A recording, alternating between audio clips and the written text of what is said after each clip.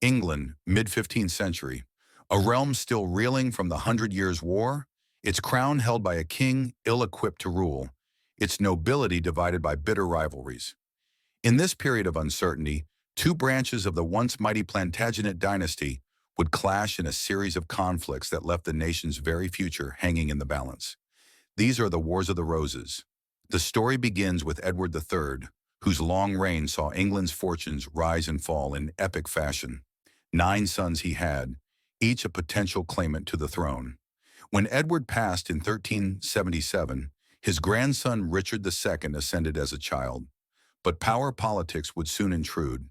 Henry Bolingbroke, son of Richard's uncle, John of Gaunt, deposed Richard in 1399.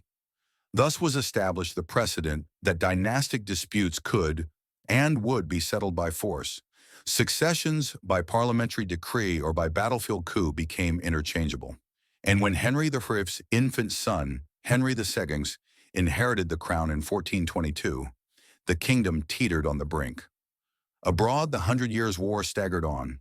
At home, crop failures and noble feuds festered.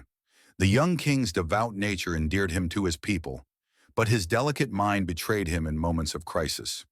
By 1453, episodes of mental breakdown left England effectively leaderless. Into this vacuum strode Richard, Duke of York. A man of royal blood and formidable presence, he claimed that as the senior male-line descendant of Edward III, he possessed a stronger hereditary right than the Lancastrian king. He found a stalwart ally in Richard Neville, Earl of Warwick, soon to be known as Warwick the Kingmaker. When Henry VI's madness returned in 1455, York and Warwick seized the opportunity. On 22nd May at St. Albans, they fell upon the Lancastrian forces in a dawn ambush. The battle lasted scarcely an hour. King Henry was captured, his key commander lay dead, and York assumed the title of protector. Yet victory at St. Albans did not yield the stable rule the Yorkists had hoped. Henry recovered, Parliament turned against York, and resentment simmered. Over the following years, localized skirmishes and vendettas spread like wildfire. Attainders and counter-attainders in Westminster polarized the realm. The fragile peace shattered completely when Queen Margaret of Anjou, resolute defender of her husband's rights, rallied her forces in the winter of 1460. On 30 December at Wakefield, York's army was crushed. The Duke fell in battle. His head, legend holds, was mocked with a paper crown paraded through the streets. But the flame of Yorkism was not extinguished.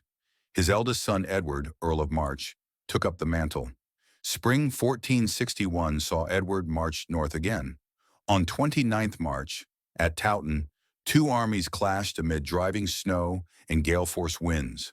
The field at Towton became a massacre. Chroniclers whispered of tens of thousands of combatants, with Lancastrian losses reputedly dwarfing 6,000. In that whitewashed carnage, Edward prevailed. By early April, he was crowned Edward IV. Now king, Edward rewarded his followers richly. Warwick secured Burgundian backing. A tentative peace reigned. Yet the seeds of discord lay buried beneath the veneer of stability. Edward's secret marriage to Elizabeth Woodville in 1464 shattered expectations. The Woodvilles, upstart relatives of the Queen, rose to prominence.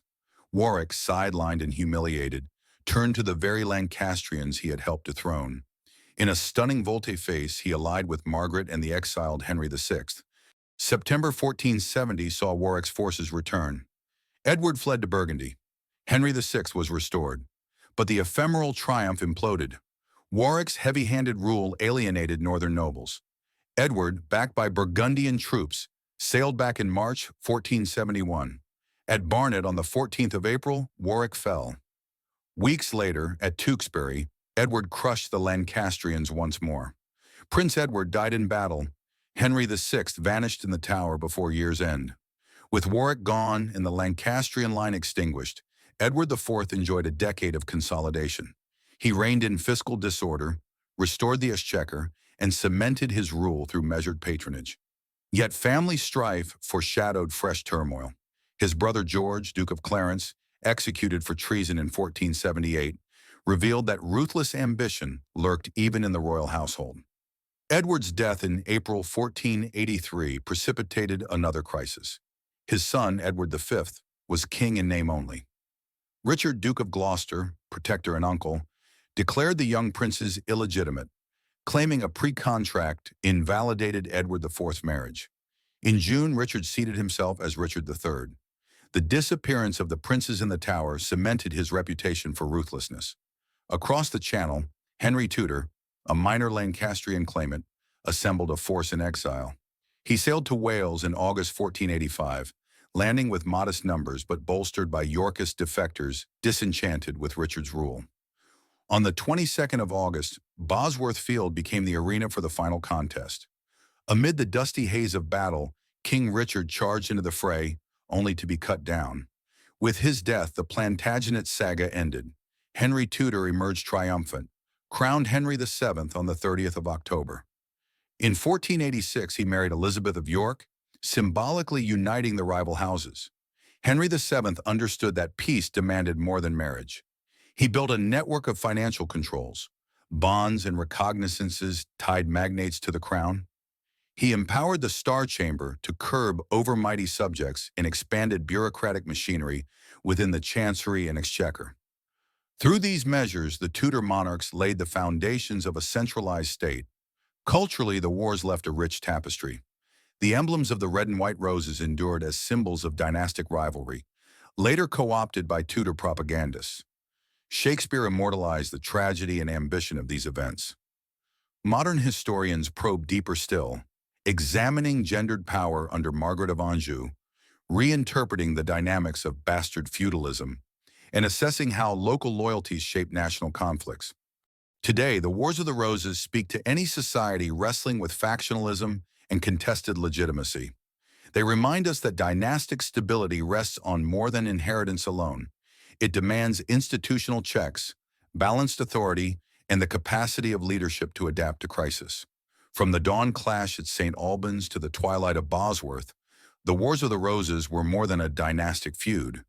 They were the crucible in which medieval England, its feudal loyalties, martial valor, and fragmented authority, would be reforged into the stable foundations of early modern monarchy.